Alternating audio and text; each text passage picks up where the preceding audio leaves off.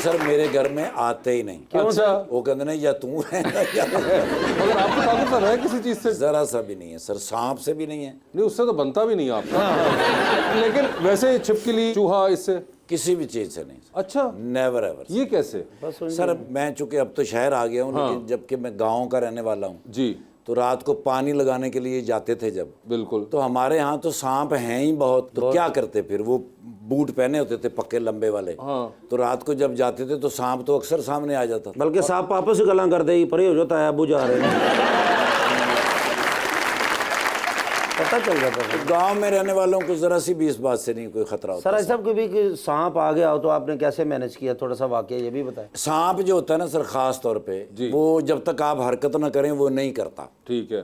कान तो उसके होते नहीं, सन्नाटा होता है। अगर आप सन्नाटे में खड़े हैं तो वो भी खड़ा है सर। अच्छा। सिर्फ जो है ना टाइमिंग है कि सर उसके मुंह के ऊपर कैसे मार वो यूं करके खड़ा हो जाता है, दोनों तरफ सन्नाटा। सन्नाटा जरूरी है बीच में। हाँ जी सर, याद रखिए सिचुएशन में सन्नाटा बहुत इंपॉर्टेंट है। मतलब अगर कहीं आपको शहर में मिल गया तो ये अप्लाई ना करिए, क्योंकि यहाँ पे सन्नाटा मिलेगा। सप लेटिया सी, ठाकुर साहब ने मारे खिंच के जमीन सख्त सी, आप 7 बजे। सर सांप नहीं लेटता बंदे को देख के। अच्छा, हाँ वो सांप जो है ना जी वैसे करके खड़ा हो जाएगा, तो उसमें जो सेकंड होते हैं कि देखो एंड करके तो मुंह पे।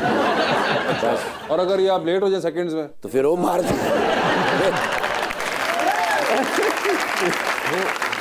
वेस्टर्न मूवीज में वो स्टैंड ऑफ नहीं होता कि ड्यूल पर गन्स लेके जिसने मार दिया टाइम पे वो। यस यस यस, लेकिन वो नहीं मारता सर। ठीक है। वो आप उसके यहाँ पर मारेंगे ना तो वो एकदम से बस फुड़ता। एकदम से पड़ोस सर बस कर दो, असल निकल आएगा हो तो बाज आओगे। सर उसका इतना सा पोर्शन होता है बस, वो गर्दन वाला। तो बाकी क्या होता है? बाकी तो गोश्त होता है, बड़ा मजेदार। ठाकुर साहब इतना कुछ मजेदार मछली की तरह होता है सर वो। आपको कैसे पता है? खाता है। अच्छा, वैसे उसकी स्किन बड़ी अजीब सी होती है। मुझे याद है एकदम शूटिंग कर रहे थे मलेशिया में, तो शबीर जान साहब साथ थे, तो चलते शॉट में दिखा रहे थे कि कोयटा का लड़का है जो कि मलेशिया पहुंच गया, शलवार कमीज में, उस तरह वो जो खुले शलवार कमीज होते हैं और वो सीन है। तो चलते शॉट में कोई फेस्टिवल दिखा रहे हैं, अचानक शबीर भाई ने, मैं इधर मोड़ा एक्सप्रेशन दे रहा हूँ, कैमरा दूर लगा हुआ है, अचानक मोड़ा हूँ तो मेरे गर्दन पे उन्होंने कुछ रखा है। अच्छा जी। उन्होंने पाइथन उठा के ना मेरी गर्दन पे रख दी, और मैं यूं के शबीर भाई शॉट चल रहा है, शॉट चल मिक्स उठा ले उठा ले। उसकी बड़ी अजीब सी स्किन होती है, ठंडी सी, और वो बड़ी सॉफ्ट सी मछली की तरह की, तो वो बस उन्होंने उठाया तो मुझे सांस आया। तो वो तस्वीर भी है, व्हाइट कलर का पाइथन था, इतना हैवी। मगर ये वैसे बड़ा एक अजीब मजाक है, कोई चाहे मजाक में भी आपके साथ कर दे बगैर बताए। नहीं, आपका हार्ट फेल ना हो जाए। एग्जैक्टली। आपका भी ड्रामा आ रहा है दुनिया पर, वो सुना है पाकिस्तान का बहुत महंगा तरीन ड्रामा बन रहा है। इनफैक्ट सबसे महंगा अभी तक। अच्छा। जो मेरा एक्सपीरियंस है, ड्रामा सबसे महंगा ड्रामा, क्योंकि मैंने खुद उनकी प्रोडक्शन देखी है, the way they have done it. एक तो जिस कैमरे पे शूट हुआ है, जो इक्विपमेंट यूज हुआ है, और जितना उन्होंने लॉजिस्टिकली जो लोग शामिल थे। जैसे मैं बता रहा था कि हम सरगोदा के पास कोर्ट मोमेंट में शूट कर रहे थे, तो हमें एक्शन सीक्वेंस के अंदर 120 जूनियर आर्टिस्ट की जरूरत थी। इसमें कुछ पुलिस वाले भी थे, कुछ उनके ग्रुप्स में भी थे, फिर एक्टर्स भी थे। 140 बंदे को ठहराना फिल्म में भी नहीं करते आप ऐसे, तो उन लोगों को 30 दिन 40 दिन वहां ठहराना, शूटिंग करनी, फिर कॉम्प्रोमाइज ना करना, तो उसके लिए एफर्ट नजर आती है। हमने खुद कहा था यार इतना पैसा लगा रहे हैं, तो मेरे ख्याल से आई थिंक सबसे महंगा यही है आज तक। इससे पहले शायद कोई बना हो, लेकिन वो उस दौर के हिसाब से, लेकिन पिछले 5-6 सालों में ये मोस्ट एक्सपेंसिव ड्रामा है। क्या एक्सपेक्टेशंस हैं, ऑडियंस इसको किस तरह लेगी? देखिए, मैं हमेशा मानता हूं कि जैसे कहते हैं ना कि आपने अगर किसी चीज को ब्रेक करना होता है ना, जो हमारे 70% ऑडियंस को शिकायत है कि हमारा कंटेंट वेरिएट नहीं करता, हम वही सास बहू बना रहे हैं, डिफरेंट वही एक कंटेंट बना रहे हैं। तो आई थिंक हम कोशिश कर रहे हैं कि उस नॉर्म को ब्रेक करने के लिए ना, आप एक जिस तरह लोहे को लोहा तोड़ता है तो आप मारते हैं बार बार, तो साल में ऐसी 1-2 चोटें लगनी चाहिए, ऐसी एफर्ट होनी चाहिए, क्या पता किससे वो नॉर्म ब्रेक हो जाए फाइनली। तो आई थिंक उस हवाले से it's a very good effort and it's a good drama. It has everything, it has romance as well, emotions भी हैं, एक फैमिली एलिमेंट भी है, सब कुछ है इसके अंदर, but on a bigger scale. और थोड़ा सा यानी हमने फ्लेवर चेंज किया थोड़ा सा। बड़ी जबरदस्त कास्ट है आपके साथ इसके अंदर, it's a very big cast. Like there is, we have Noman Ejaz, we have Manzar Sehbai मंजर सबाई साहब, साहब, खुशाल खान, रमशा, शामिल खान, हसन न्याजी, YBQ, यानी उसके अंदर हर कैरेक्टर के अंदर प्रॉपर एक्टर्स हैं। और आप उसमें पुलिस वाले प्ले कर रहे हैं? जी बिल्कुल। तो वैसे ये क्या कोई ऑब्जर्व किया आपने पुलिस वालों को फॉर दिस रोल? देखिए, 2 चीज़ें बड़ी ज़रूरी हैं। शद्दी भाई द डायरेक्टर शाहिद शफात, शद्दी भाई से पहली मुलाकात ही तो उन्होंने कहा कि हम चाहते हैं कि तुम इसमें गेस्ट अपीयरेंस करो। शद्दी भाई से ताल्लुक ऐसा है, मैंने कहा आप कर रहे हैं, हाँ यार बड़ा प्रोजेक्ट है, I want you to be a part of it. मैं कहा done, I will do it. अच्छा, जब गेस्ट अपीयरेंस की बात हुई तो 1 महीने बाद फोन आया असिस्टेंट का, कहता है समी भाई इसमें एक और रोल है मीर हसन का, वो पढ़े फिर बताएं, हम चाहते हैं हम वो करें। मैंने कहा स्क्रिप्ट भेजो। गेस्ट अपीयरेंस पे तो स्क्रिप्ट भी नहीं पढ़ा ना, मैंने कहा गेस्ट अपीयरेंस है 3-4 दिन का काम होगा, कर दूंगा, दैट्स इट। जब वो स्क्रिप्ट पढ़ा तो मुझे याद है मैंने पहला एपिसोड पढ़ा, मैंने कहा ओके फाइन, ये तो कुछ मजेदार रोल है।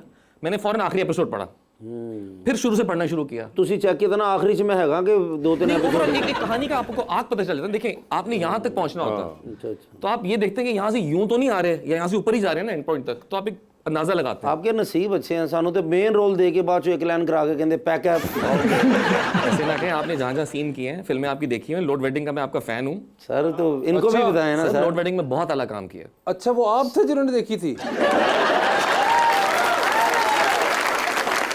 आप अपना बता रहे थे कि उन्होंने बताया कि ऐसे आप एनालाइज करते हैं, ये नहीं कि मैं आखिर में मर गया, आखिर में कैरेक्टर है या नहीं है। देखिए वो उस स्क्रिप्ट के अंदर ना बहुत ज्यादा मंझे हुए अदाकार थे सारे, लाइक नोमी भाई, सब लोग, everyone has his own place. तो आपने देखना ही होता है कि पूरी कहानी के अंदर आप कहाँ हैं, कितने इंपॉर्टेंट आपका रोल है। तो वो जब समझ आया तो फिर वो किया, मेहनत की है, और बहुत सी चीजें ऐसी डिस्क्लोज नहीं कर सकते, लेकिन तो उसका जर्नी है, इस बंदे का अपना जर्नी है, फिर उनकी जो क्लैशेस चल रहे हैं, इमोशंस हैं, बीच में रोमांस है, फैमिली के क्या ट्रॉमा है, और जो हालात से पूरे सब लोग गुजरते हैं, दैट्स द होल स्टोरी। और मजेदार है और डिफरेंट तरीके से शूट किया शादी मैंने। आपने काफ़ी इंटरेस्टिंग बात की कि आपने स्क्रिप्ट पढ़ते हुए एंड पहले पढ़ लिया था, तो इससे कितना डिफरेंस होता है कि आप एंड पहले पढ़ लो और बाद में आप पूरी स्क्रिप्ट पढ़ो? देखिए एक्टिंग के प्रोसेस के अंदर ना आपको देखना जरूरी है कि आपने अपने कैरेक्टर को एंड में कहाँ लेके जाना है, बिकॉज वो प्रोसेस है ना। अगर आप यहाँ से फॉर एग्जाम्पल हार्ट बीट की तरफ आप जा रहे हो कि यार मैंने अच्छा यहाँ पे मेरा एंड पॉइंट ये है, ऐसा ना हो कि आपने आगे पढ़ा ही नहीं हुआ है, आप कैरेक्टर को यहाँ प्ले कर रहे हो, एंड पॉइंट उसका यहाँ हो, तो end should always be higher than the previous scenes. एक वो क्लाइमेक्स होता है ना, बड़ा होना चाहिए वो। तो आपको प्रोसेस पूरा होना जरूरी है कि जर्नी आप कैसे प्लान करेंगे। फॉर एग्जाम्पल एक एक्टर सोचता है कि मैं अगर एंड में ये कर रहा हूं तो मैं क्यों कर रहा हूं, जिस तरह शदी भी कहते हैं सुपर ऑब्जेक्टिव होता है कैरेक्टर का। तो उन्होंने हर बंदे को समझाया कि इस स्क्रिप्ट के अंदर तुम्हारा सुपर ऑब्जेक्टिव क्या है। तो अगर आप वो जेन में नहीं रखेंगे तो आप शायद लेफ्ट जा रहे हो, कहानी आपको राइट लेके जा रही है, तो मिक्सअप हो जाता है सारा। असम भाई एक बात मैं भी कहना चाहता हूँ, माशाल्लाह माशाल्लाह आपको नजर बसे अल्लाह बचाए। फिटनेस आपकी, मैं ये तो नहीं कहूँगा बचपन में, लेकिन जवानी में मैंने भी, मुझसे एक जैसी उम्र ही है, मेरा दादे अमर का मुँह हो गया एवं ना उसे गिलास भरया मेरा ला जाए। हाँ वही तो, लेकिन माशाल्लाह आपकी फिटनेस, उसका कोई राज हमें भी बताएं। मैं पूछना चाहता हूँ, मैं भी ऐसा फिट होना चाहता हूँ। दो चीजें बड़ी है, एक तो लोग कहते हैं आई थिंक 90% कमाल इसका जेनेटिक्स का, ये अल्लाह की देन है। जनरेटर का अच्छा, जेनेटिक्स। मेरे जो अब्बा की साइड है ना, वो सब उम्र चोर हैं। लाइक मेरी जो फुप्पो भी थी, अल्लाह ने नसीब करे, जितने भी थे अपनी उम्र से बहुत छोटे लगते थे। ओके। तो ये अब्बा की साइड पे फैक्टर है। अच्छा। तो मे भी उनसे जेनेटिक्स में है। फिर सेकंडली सबसे इंपॉर्टेंट चीज है कि आप अपना ख्याल रखें और खुश रहें। स्ट्रेस जो है ना, तुसी सिर्फ 2 महीने वास्ते बहना रह लो तो मैं देखा किमें खुश रहंदे इसलिए तो ना मैं। जिस तरह हमारे यहाँ बड़े लोग आजकल लोग बात भी करते हैं डिप्रेशन की, स्ट्रेस की, तो सबसे बड़ी चीज जो आपकी हेल्थ को अफेक्ट करती है दैट इज स्ट्रेस। तो ये स्ट्रेस फ्री कैसे होता है इंसान? यार आई थिंक तवक्कल, आई थिंक आप अगर अच्छा सोचना शुरू कर देना, पॉजिटिव सोचना शुरू कर दें, चीजें अच्छी होनी शुरू हो जाती हैं। सो जस्ट स्टे पॉजिटिव, अच्छा काम करें, अच्छा सोचें।